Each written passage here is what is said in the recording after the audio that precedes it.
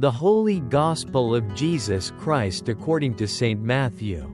Matthew chapter 10 verses 1 to 7. At that time, Jesus summoned his 12 disciples and gave them authority over unclean spirits, to drive them out and to heal every disease and every infirmity. These are the names of the 12 apostles.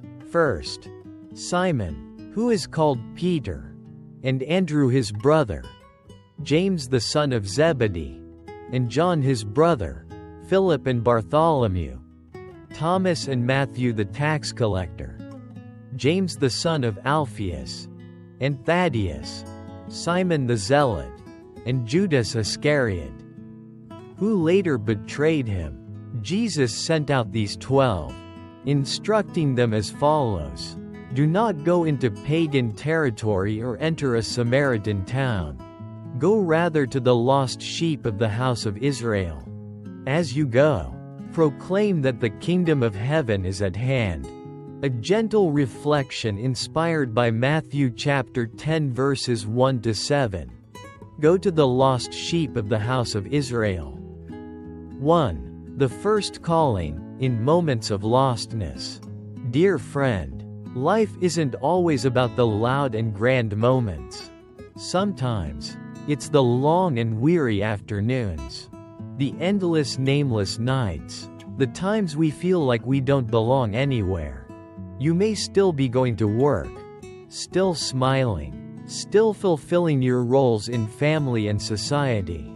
But suddenly, one morning, you realize you are a lost sheep.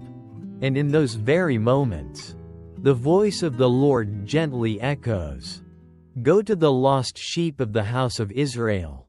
2. The shepherd's compassionate gaze. When we read this instruction, we might tend to interpret it as a directive for mission work or a political boundary. But in truth, it is first and foremost a message of love, because the lost sheep is not the one rejected or cast out, but rather the one most in need of love. Like the parable of the lost sheep in Luke chapter 15. It is that one sheep who wandered from the 99 that the shepherd left everything to search for. He didn't punish the sheep for straying. Instead, he joyfully placed it on his shoulders, brought it home, and invited his friends to celebrate. That is love without conditions. A love that seeks out, not blames. 3. Being called by name.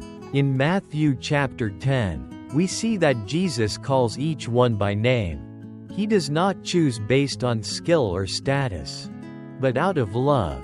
There's Peter, impulsive; Andrew, steadfast; James, passionate; Matthew, the tax collector; Thomas, the doubter; even Judas, the one who would betray him. And still, he called them. So it is with you.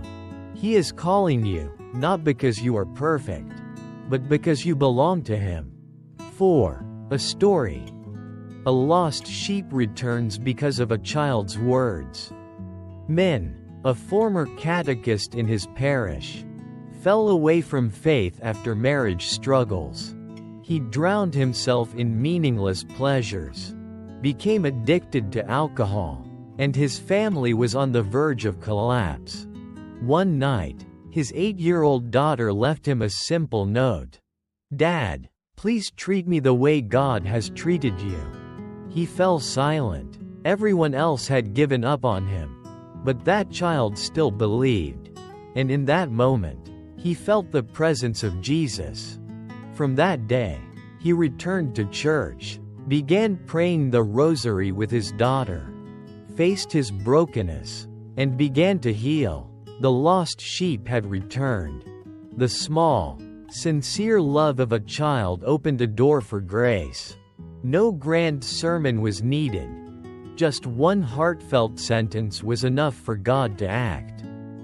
For God does not need miracles to transform a heart. He only needs a small opening of faith.